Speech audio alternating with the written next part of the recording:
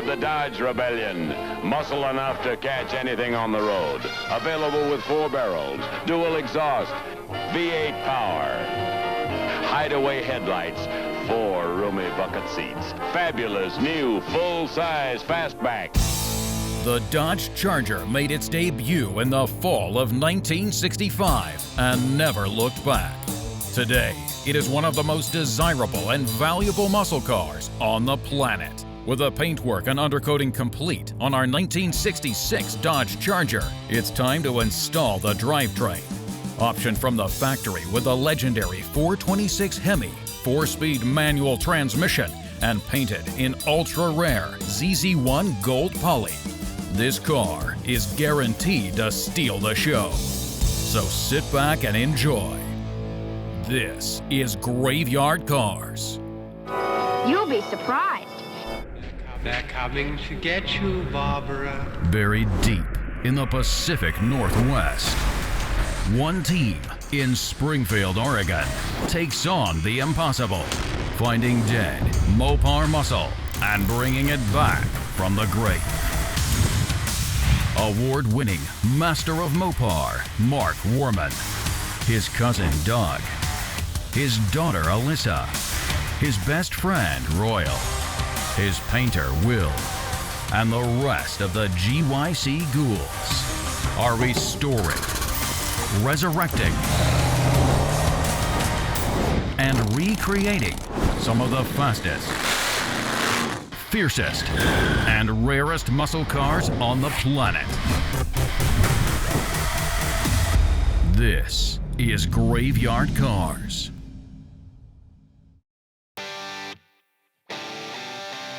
So in our 1966 Dodge Charger 426 Hemi 4-speed car, we are really close to installing the drivetrain. We've spent quite a bit of time building it all out. Doug and I have a couple little things to do to it before it goes in, but really it's ready to go in.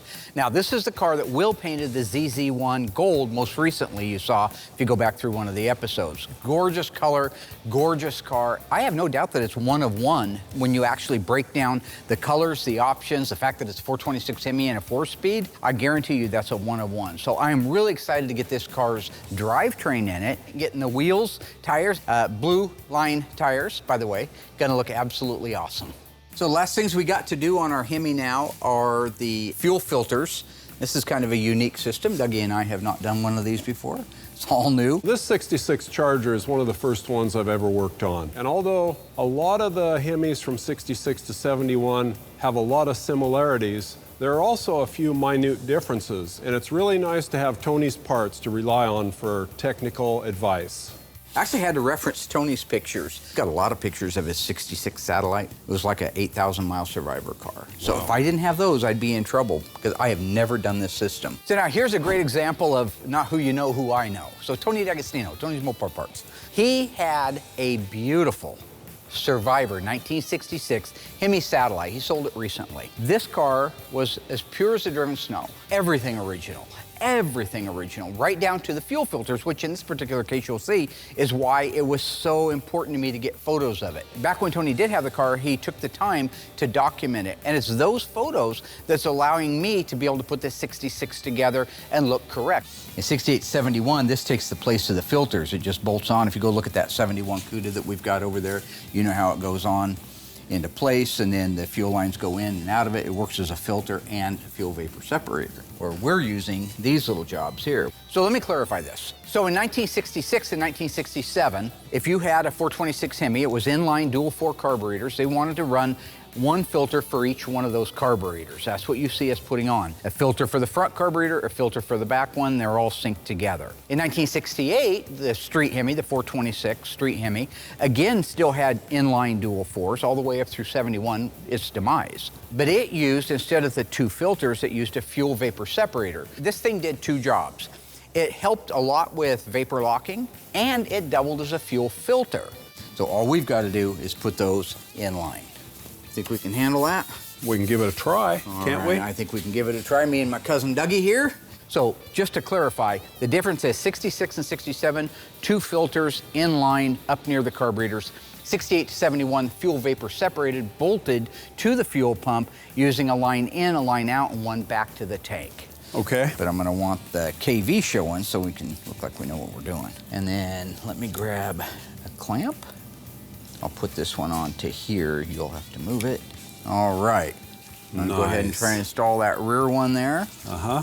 So when we were growing up, we could only dream about Hemi cars. Seems like no one in our circle had one. But here we are years later, and we get to work on these things all the time, and it is so cool. But you'll notice all the lines are loose right now. You see everything's loose like it should. Well, that one's not totally loose, but it will move. Interestingly, on the 6-pack setup, the center carburetor is only 350 CFM. The 2 outboard carburetors are 500 each. So that's a total of 1,350 CFM, more than the Hemi has. Dougie's had a bad time with gasoline and cars over the years, so, well... What, the prices? Well, yeah, he has a problem with those too. I was talking about the time you burned your father-in-law's shed down to the ground. I never burned my father-in-law's shed down. I'm sorry. All my prized motorcycles were in there. So, we had a shop fire when I was a teenager. Some sparks from a fire nearby caught our shop on fire.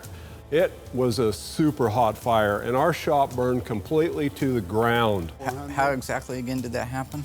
I don't know. Somebody was burning garbage outside the shop, I guess, and somehow it followed the vegetation on the ground and torched our shop up. Darn fire, should have known better than to follow those old dry weeds into that shop. Why does it want to go after my dirt bike, huh? Yeah, I know, your TM400 burnt it to the ground. My prized possession, I'm right? sorry, that was sad. So my TM400 engine had melted into a shiny puddle of aluminum on the floor. Why would I do that? I never You did wouldn't that. do that. You're the Why'd best. you accuse me of that? I apologize. I'm going to get you another filter. I forgive you.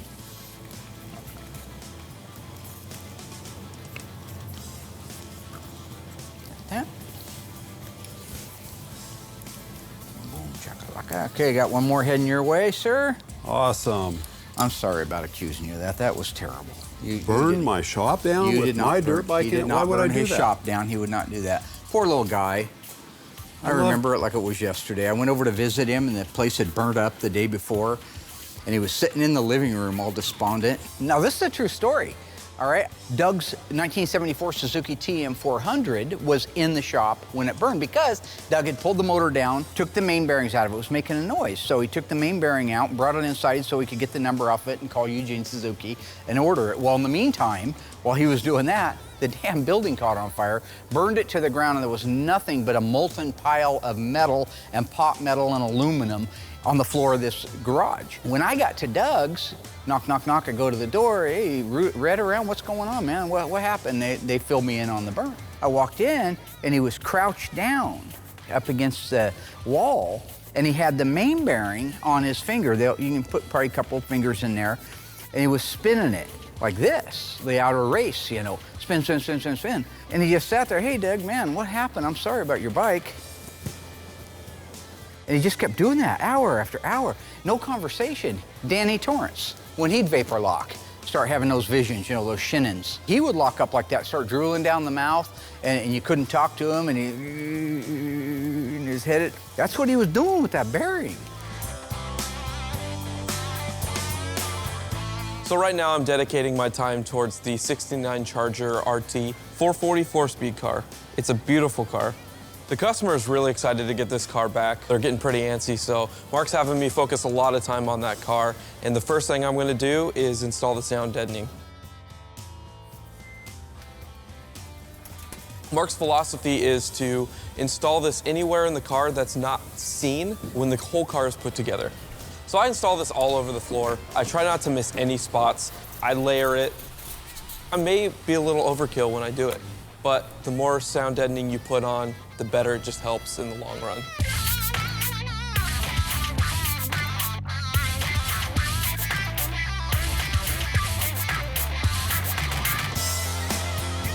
Now with the second skin installed, I can continue installing the interior on this gorgeous 1969 Charger.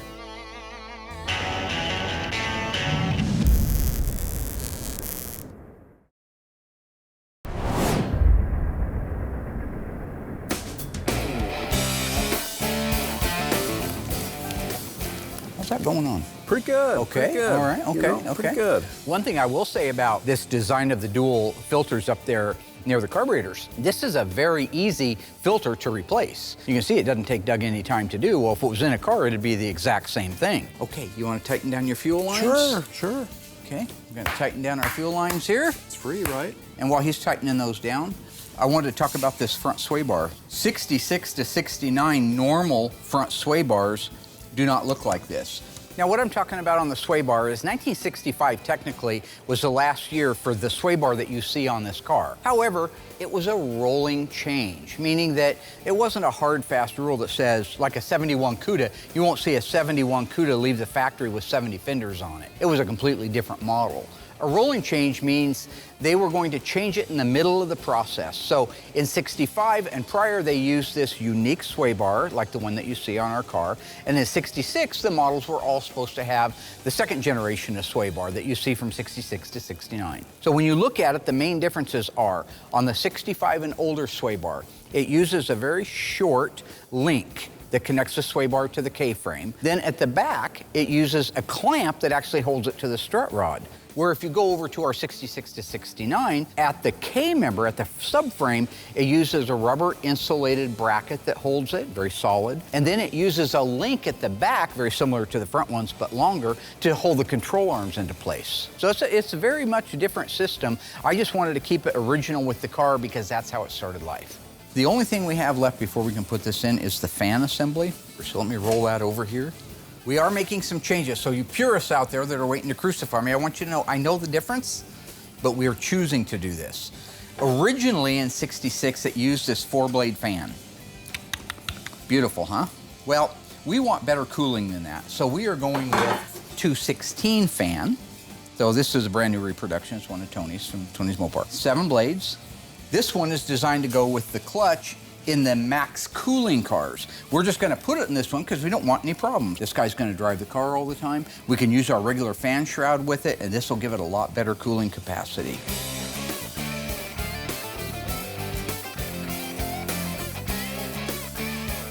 Another set of hands? Yeah. Be nice, okay. There I you can go. hold that little baby for you there. Thank you. Sure, these are tough. These are tough little critters. Almost like surgery, isn't it? Yeah, it's almost Getting like this thing surgery. started. It is a little tough. So installing these clutch fans in a car in such tight quarters is such a horrible job. I don't know how they ever did it on the assembly line. I am so happy to be able to build these engines up on an engine stand and put the fan on. It's hard enough on the engine stand. It's horrible in the car. Yeah, Doug used to work at a little pizza parlor called the Golden Spike years ago. It was a fun place, wasn't it? It was. Dougie worked over at a pizza parlor in Eugene. In the evening, it was the greatest thing that ever happened. My cousin Dougie got a job there. Had a lot of fun. They had video games there. Popeye. Popeye. My favorite. Dougie's favorite game was Popeye, the video game. Free beer. Free beer? What? You got free beer? You know, just because you work there doesn't mean the beer's free. Yeah, the pizzas are free too. Come on over. You come on over after 10 o'clock, the boss is gone. It's free beer and pizza. What about the video games? Yeah, I'll just get some quarters out of the till. Last time I checked, that's called embezzling. Well, does the boss know it's free beer and pizza? My little boys and girls in TV land, don't be like Dougie. When your boss gives you the keys to someplace, respect that. Respect it. Just because you didn't have to write a check doesn't mean it's free. Yep, that was fun. It was. Once in a while, one of us would drink too much and get a little crazy. That's okay. Choke out the tray. Only a few times in our lives did I ever see Dougie lock up like that Danny Torrance thing. And he did it one night at the pizza parlor. We were drinking beers. Oh, this is the best, playing Donkey Kong. Oh, everything's gonna be great. Let's have some of that free pizza. I walk around the back of the counter. Now, I did say something insightful because part of my charm. I probably said, hey, blank, and he just flipped out.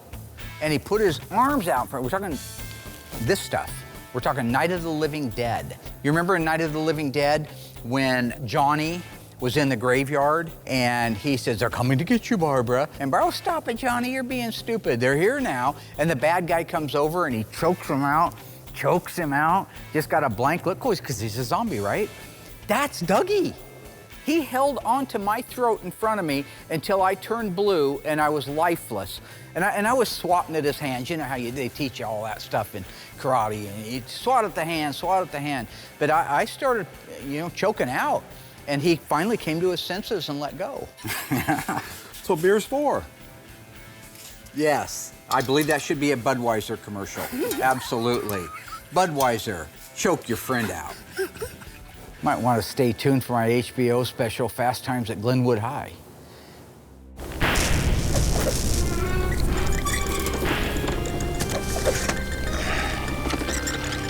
The 1968 Dodge Charger is one of the most collectible muscle cars on the planet today. What movie helped make this car one of the most collectible cars on the planet today? Was it Bullitt, Dirty Mary, Crazy Larry, Vanishing Point? All right, guys and gals, you should know this one. Take a guess, stay tuned after the break. I'll let you know how you did.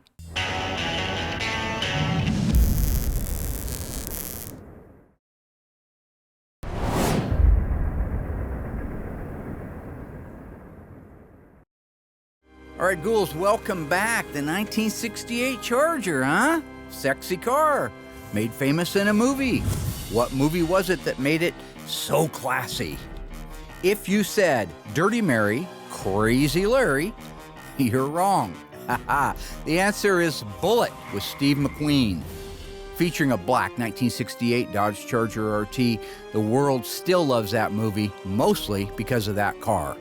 Dirty Mary, Crazy Larry featured a 1969 Dodge Charger, and Vanishing Point, of course, Kowalski, was driving a 1970 Dodge Challenger 444-speed in EW1.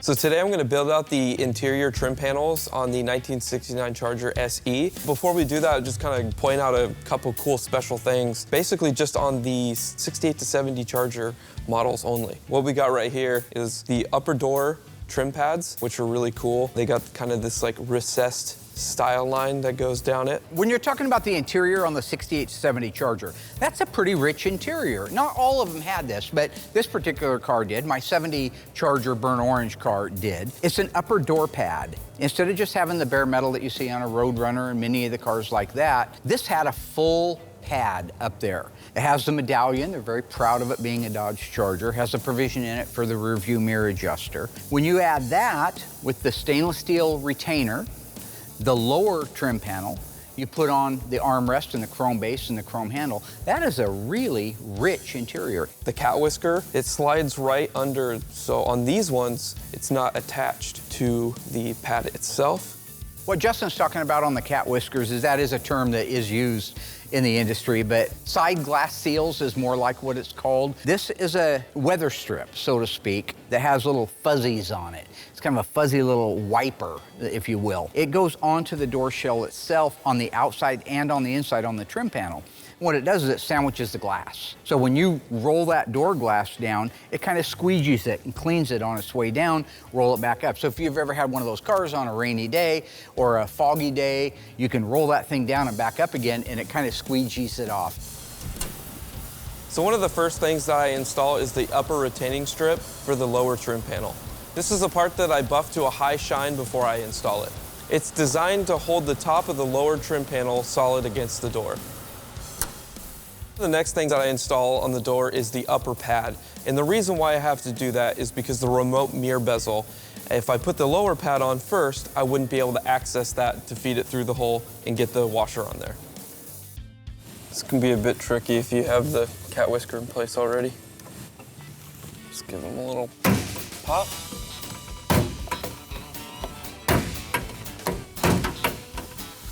There we go. The access for this hole for the remote mirror bezel is in the door shell itself. Get the retainer on that. Just rotate it where it needs to be. Right there. Feel it catch. Makes it real nice to be able to tighten this down. Everything's working good. Oh, I gotta put the air cleaner on. Oh, look at this. I love this. They call this a chrome dome. You know who else they call chrome dome?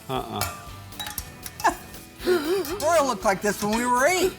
You remember? No. Yeah, 8 years old. We come running down there, got a big old shiny spot on his head. I said, I think you're going bald. Now, the Chrome Dome air cleaner, the reason that's called the Chrome Dome is it goes on the very top of the engine. It covers both dual floors. It covers most of the engine, really. So I guess it got nicknamed the Chrome Dome. Now, I did that for Royal because Royal's bald as an eagle and his head's chrome and it shines like chrome. All right, but in this particular case, I think it's more of a nickname. It was just the chrome air cleaner. 66 to 69 non-cold air induction cars got the Chrome Dome. But let's say you had a 69 Roadrunner, like our 69 Hemi Roadrunner was. All 426 Hemi Roadrunners are air grabbers, so it has the oval-shaped air cleaner. Now, in 1970, you didn't have to have cold air induction to get the oval-shaped air cleaner. If you go to our burnt orange 1970 Charger RT Hemi 4-speed 1-56 made and look at that engine, you'll see it's oval, but they never made a cold air induction Charger. Royal had rage issues, man. No. Yes. He cut up my motorcycle seat. Oh, wait, no, that was me. That was you? Look at how this just tops out. This is the cherry on the cake, isn't it? Got to put the little filter thing here at the front. 12 o'clock. If you look at my original photos, you'll see that's exactly where that is located. All right. Ding, da, ding, da, ding, da, ding, da, ding. Beautimus, Lone Maximus. Another neat little thing to point out here is you see on the Chrome Dome air cleaner that there is a nipple coming off of it that in 1967 would have gone over to the breather. But if you look at the breather on this engine, there is no nipple provision for that hose. But yet the nipple is actually on the air cleaner. All that got from the factory is a cap on it. That was something they knew they were going to do the following year, but wasn't implemented yet in '66. So if you look at those pictures of Tony's 1966 Survivor satellite, you'll see all they did was a little cap over it with a clamp.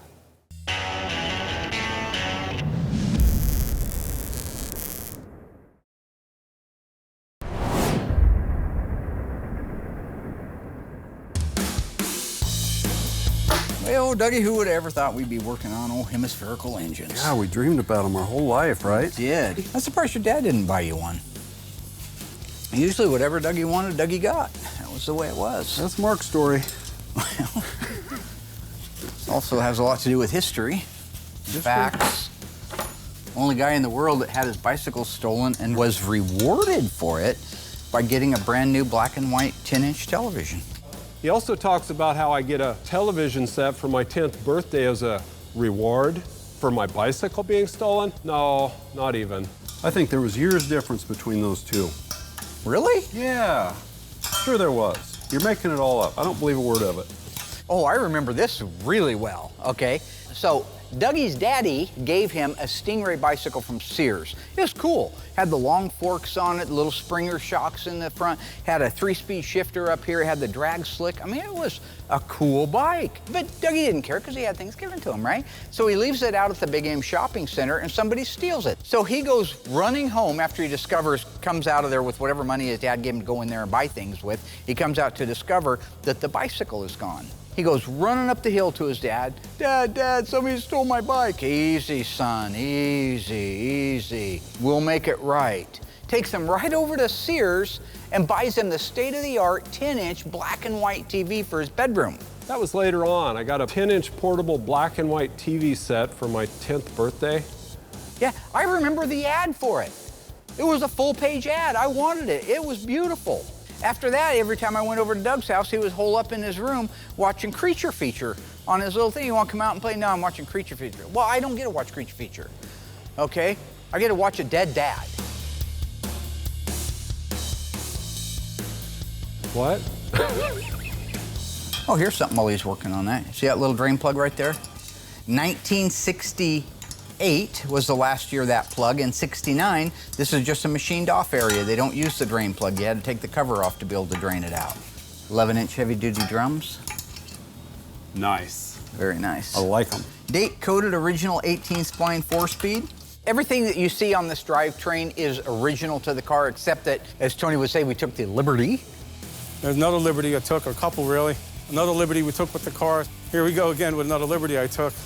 of changing out the flywheel starter and bell housing. Originally, it was an 11-inch cast iron bell housing, 11-inch flywheel, and it used a gear reduction starter. All the 4-speed cars did. This particular case, those are hard parts to find. You pay way too much money for them, and really the starter isn't that dependable like the later ones are. So we changed it over to the 70 style that uses a 10.5-inch bell housing, flywheel, and a normal starter. We're going to move this outside and get ready to install it in our 1966 Charger.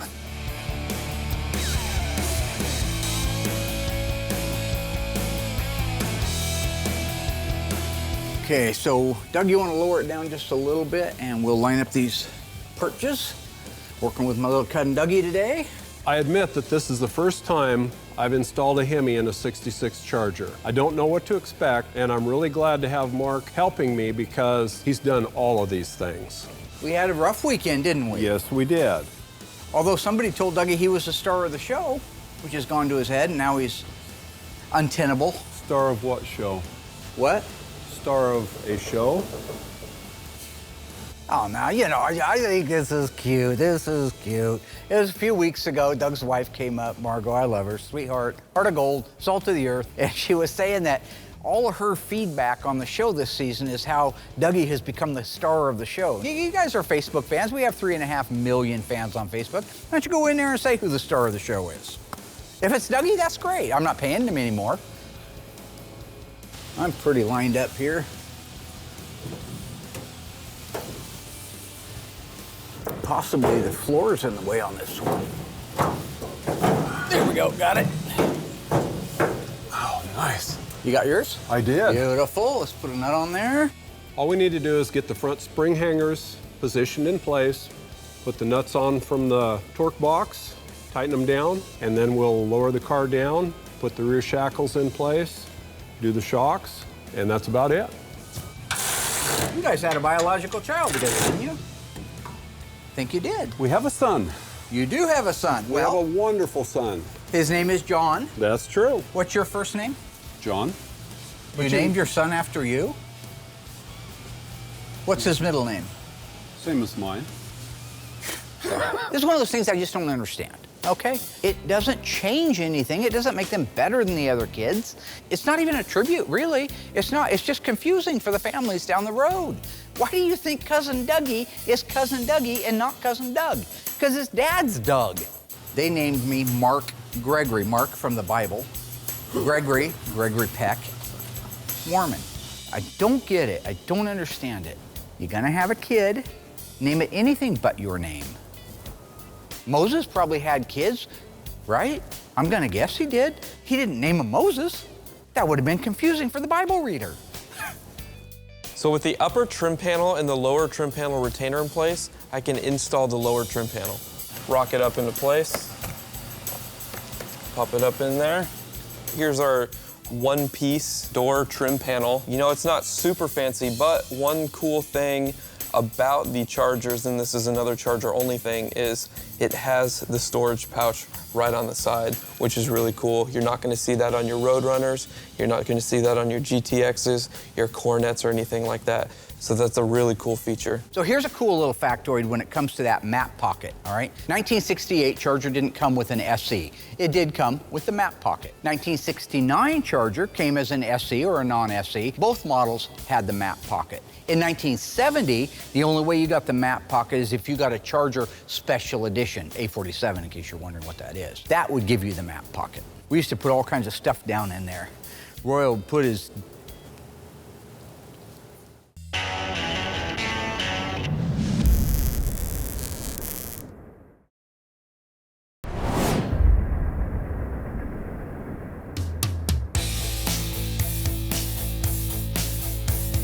There is a series of clips on the bottom of the trim panel that hold it in place. This is so that there won't be any screws showing, and it gives it a really nice clean look. It is very important that the holes in the clips are lined up perfectly, or else something really bad could happen. When it comes to the rest of the door assembly parts, it's all pretty much the same. You got your armrest bases, chromed base, your armrest pad, you know, standard. Your door handle, pretty standard. Your window crank washer, and just the bolts to hold on the handle.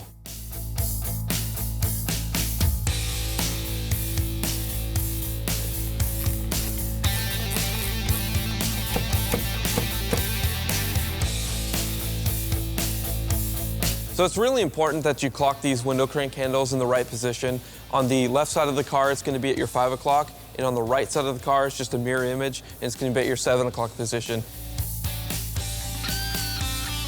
Let me grab this little critter and see if we can get anything out of this. Okay. Oh, here we go. Oh, this is nicely lined up, isn't it? Nice. Well, I do pretty good, don't I? Not too shabby. For a beginner. Not too shabby.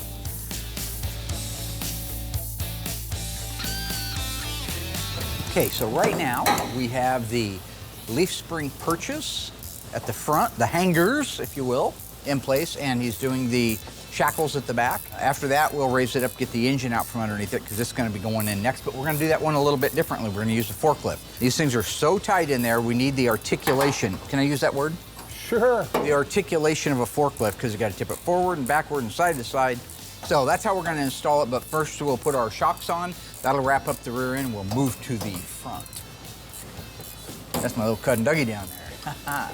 Articulation. Articulation, that's Can right. I keep saying that? If you need to. Articulation. Articulation. It's gonna be a long night, convict. It'll be a long week. Mark says I have a hard time staying focused. You gotta try spending a day with Mark. Raise the car up. Raise the car up. Raise Tell the you car guys up. about that friend of mine that had a wonky eye. 1 minute with him, he's talking about one thing, and then 5 seconds later, he's on to something else. He'd take his glasses off. Like, can you tell if I'm looking at you or looking at Dougie? I'm looking at the camera, I'm looking at Dougie? No.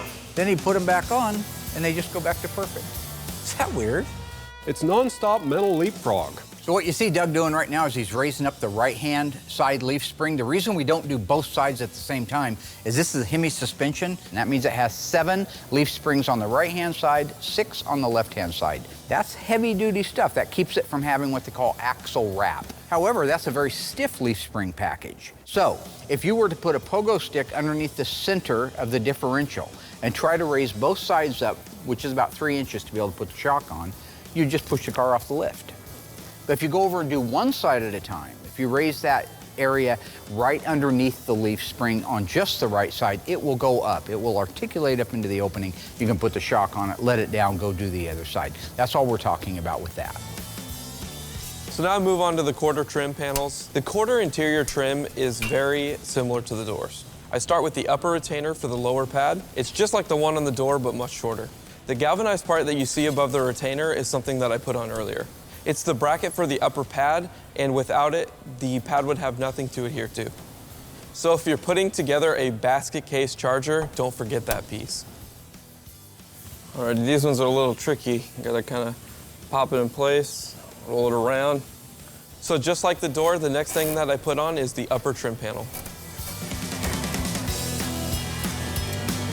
There you go.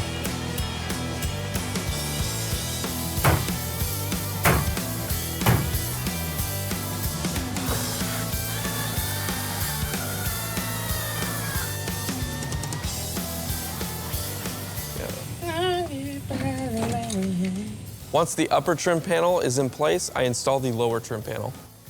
So for the quarter trim lower panels, just got these guys right here. They are nothing special, just a one-piece armrest base, and then the window crank handle. That's all you need for these. And as for building out the rest of the assemblies, just your standard bases, armrest pads, window crank handles, and washers. This part also uses the same clips as the doors. And just make sure that the holes in the clips are lined up before you pat it into place. And once I finish this side, I duplicate it on the other side.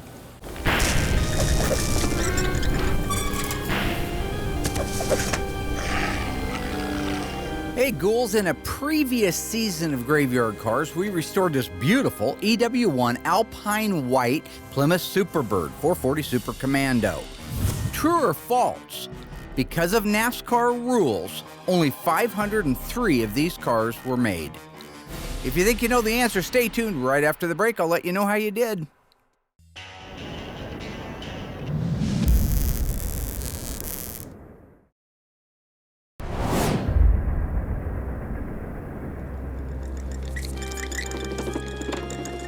All right, welcome back, ghouls. How did you do on that one? Were there only 503 of the Plymouth Superbirds built? If you said true, well, you're wrong. but it's a little bit tricky. Don't feel too bad. The fact is that in order for Dodge to race the Daytona at NASCAR, 500 street units had to be built. They ended up making 503. However, in 1970, NASCAR changed the rules. In order for Plymouth to run the Superbird, they had to make available one car for every 2 dealerships in the country. Therefore, a total of 1,920 Superbirds were made. This particular car was the base color EW1 Alpine White and the standard 440 Super Commando with the 727 torque flight. Now, this is one of the things I'm really kind of getting fond of the forklift versus the regular installation cart. One is it allows us to work at a regular height where we're not down on the ground. So we can get this car up in the air, get the engine up in the air. It gives us a lot of room to move around. The other thing is there's some movement in those forks. We have 10-foot fork extensions, so we lift the cradle up with it. It allows us to push it that ½ an inch or an inch each way, tip it forward or tip it backwards, depending where the K-member lines up on it. So I'm really starting to kind of like it. It's not as pretty as the way that we've done it in the past, but I think it's more efficient. So as far as overall, the centering of the engine side to side is good. I mean, obviously there'll be some finite movement once we get in there. It's going to be a really, really tight fit. And it may even be that it has to go up at an angle. Next time we should put the valve covers on last. Okay, so it needs to shift to the left. Okay. As you go up. There you go. Okay, let's raise her up. This is interesting. About halfway through this install, I got to thinking, this car doesn't have power steering. It's always trying to get the power steering style K-member with a 426 Hemi up into position that is so challenging. Go back and watch the misery of that 1969 Plymouth Roadrunner, the 426 Hemi automatic 1-of-1 turquoise Q5 car. It was a nightmare getting that into place. Now, part of it was when I was trying to push the actual rack back, I was holding the rack while I was trying to push it away from me, which makes me a complete idiot. But even if it wasn't that fact, it was very difficult to get that drivetrain in place. Up a little more. Ooh, what was that noise? Well, I don't know. I don't either. I'm not down there. That's tight. You got a 1/4 of an inch on that side. Even without the power steering gear, take a look from the top down as they're showing that. Watch that engine coming up into the cavity real slow. You'll see that those valve covers only have a few thousandths between the valve cover and the shock tower. That's how close they are. That's why Doug and I were saying earlier, maybe next time we'll leave the valve covers off, put it in, and then put the valve covers on later. There isn't much wiggle room on that. Okay, let's raise her a little more. Okay. These engines are so tight, you almost have to wiggle them into place. Okay, we need to come in 2 inches. Is this side sway bar hitting or no? No. You sure? Yeah. Okay. There.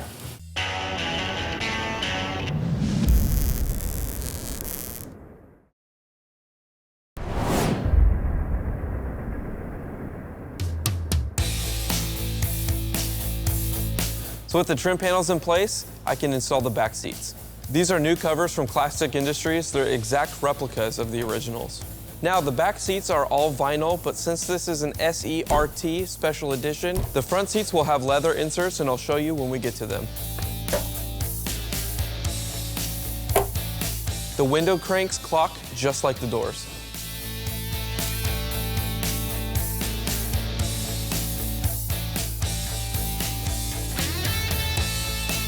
With the trim panels and the back seat installed, I can install the dash next. The dash assembly in all these cars go in the same. So you hang the dash on the pivot points, then you go and you make all your connections, your defroster, your heater, your wiring, etc. Then you can roll it up into place and make your final connections.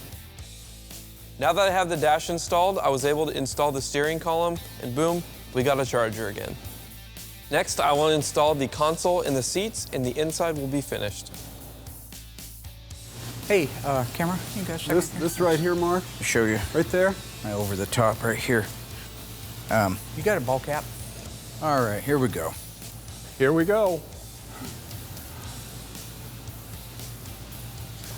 Hollywood. So that's got to go back a little bit.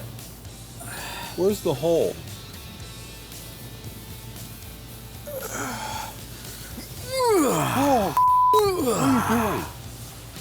Perfect. Well, you know, everybody knows I love the old movies. I don't know how much of it's fantasy and how much of it's real, right? If Will can put a magic hat on and all of a sudden lay out a paint job that he normally couldn't do, why couldn't Sylvester Stallone turn his hat around and get power out of it? Stallone, because when he would do arm wrestling and he needed an extra little bit of strength, he'd get all into position, and then... He needs to watch some newer movies. I wonder if he's seen Bad Santa 2. And put my hat back on in case I need that strength again. No, I don't think it's necessary that I need to watch newer movies. What, so I can quote them too? Maybe, just maybe, they should watch the older movies, because you can learn something from the older movies. First off, you can appreciate my brilliant references, like so many of you, thank you, at home do, t-shirts, stuff like that. But also, I've used some of the things that I've seen in these movies as survival tips, all right? What if they get caught in a situation where there's a crazy killer on campus, right? They're at a party and they go to get another beer and Will says to everybody, hey guys, I'll be right back. You don't do that, all right? They made that very clear in the movie Scream. Never say I'll be right back, because you're not gonna be right back. Why do you think Kevin Bacon took a spear up through his chest in Friday the 13th? He had said something clever right before that. Well, actually, I think he made love to that girl and smoked a doobie.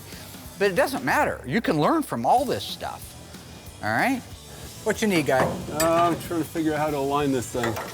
We got Does it have too much pressure on it? No, we got a sway bar in the way here. Makes things more difficult. You need to borrow my hat? If you put it on and you move it around backwards, it's a magical hat. And then you have extra strength and stuff. Right, Tiny? Look at, show little Tiny. My name's Jeffrey. I just don't get this Tiny Dancer thing. Every time he sees me, he's singing this damn song to me. Hold me closely, Tiny Dancer. Count the headlights on the highway. Lay me down in the sheet of linens. I know you've had a long day today. He's even signing my paychecks Tiny Dancer. The banks aren't cashing that. Yeah, whoa, that was like 3 inches. Okay, well, around my house it wasn't. There, right Okay. there. Thank you, boss. Despite all of Mark's craziness, we finally got the K-member bolted in, the transmission cross member bolted in. Thank goodness.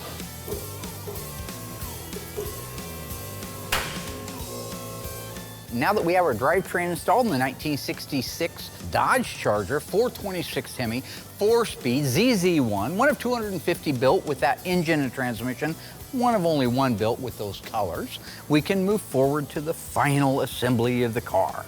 I think all we have left is to tighten up the K-member bolts and the transmission cross-member bolts, and we'll put the torsion bars in, we'll connect the upper control arms and the shocks, we can let it down. We've got some cool blue streak tires. Look over here. 66 Charger got a blue streak tire. Isn't that beautiful? And Yes. it's only a 14, and it gets a full wheel cover on it, what they call the spinners. So I'm looking forward to getting this thing down on the ground and moving it around. Yes. Good job, Rooster. Thank you, Mark. What I do is I take my hat, I turn it around, and it's like a switch that goes on. Lincoln Hawk, over the top. Words of wisdom, Lloyd. Words of wisdom. The Shannon.